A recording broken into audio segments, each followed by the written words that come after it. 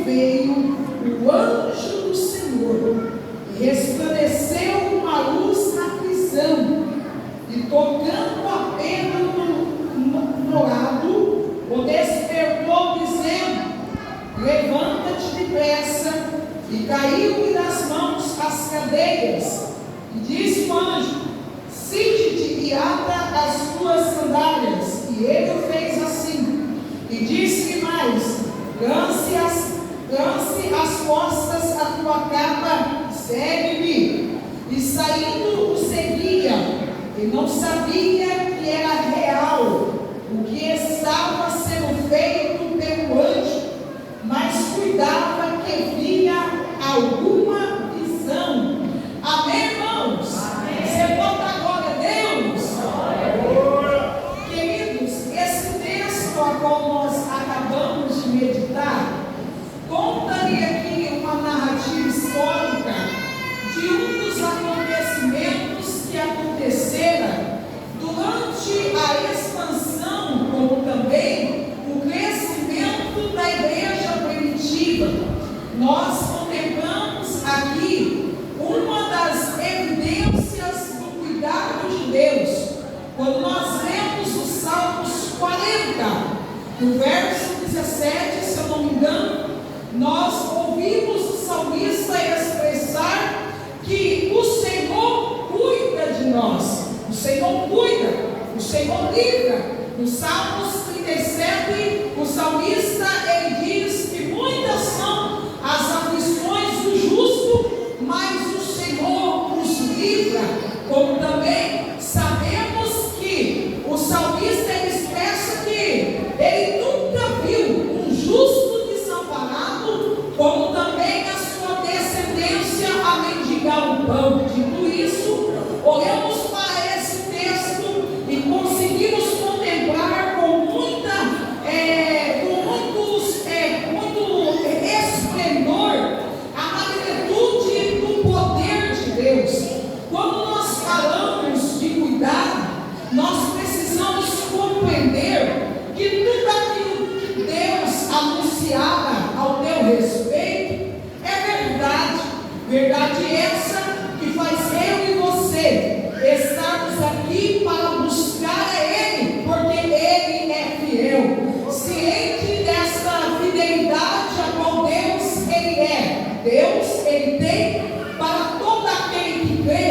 Nós estamos aqui para adorar Ele. Alguém vem para adorar o nome do Senhor? Nós sabemos, irmãos, que quando Deus fala, eu tenho o hábito de dizer que quando Deus Ele fala, Deus Ele se responsabiliza daquilo que fala. Cientes que quando Deus fala, precisa-se de um posicionamento, um posicionamento de fidelidade a Ele para estar desenvolvendo aquilo que Ele anunciou ao teu respeito que faria. E observamos aqui que a igreja ela tinha e tem uma promessa. A igreja está guardada por uma promessa, e promessa essa que nós conseguimos visualizar o cuidado que Deus ele fez no livro de Atos. A Bíblia diz que Jesus ele se revela em João dizendo: eu vou de encontro, Pai, mas não vos darei, não vos deixarei órfãos, enviarei o Consolador. Eu vou de encontro, Pai, mas vocês não estarão sozinhos. O Senhor falou que chegaria dias, e agora já em que os verdadeiros adoradores adorarão o Pai em espírito e em verdade. Agora que o cenário diz que Jesus, após a crucificação, ele ressuscita, e quando ele ressuscita, ele se revela a alguns da igreja.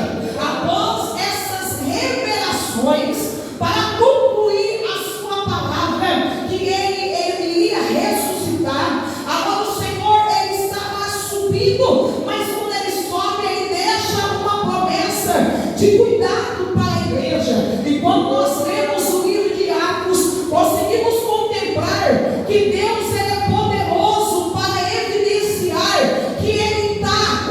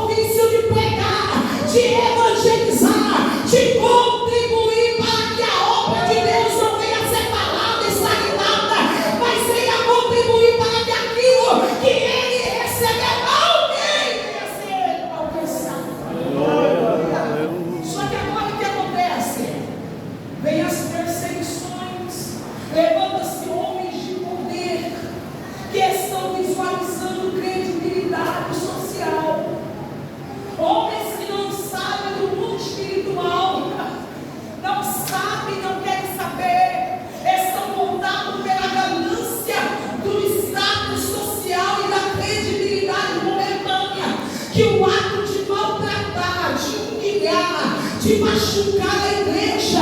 Ele estava recebendo credibilidade com isso. Mas agora, irmãos, sabe uma coisa que ele não sabia? Que independente de onde o crente está, Deus, ele dá a última palavra na nossa vida.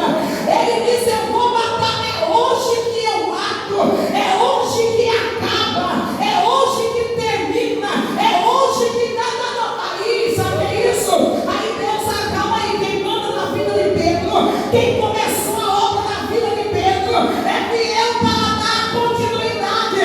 Não é homem que para a chamada de Deus, não é homem que para o ministério de Deus, não. Se eu estou disposto a viver o que Deus tem para mim viver, acabou, sai Satanás, porque quem começou a obra é o Senhor.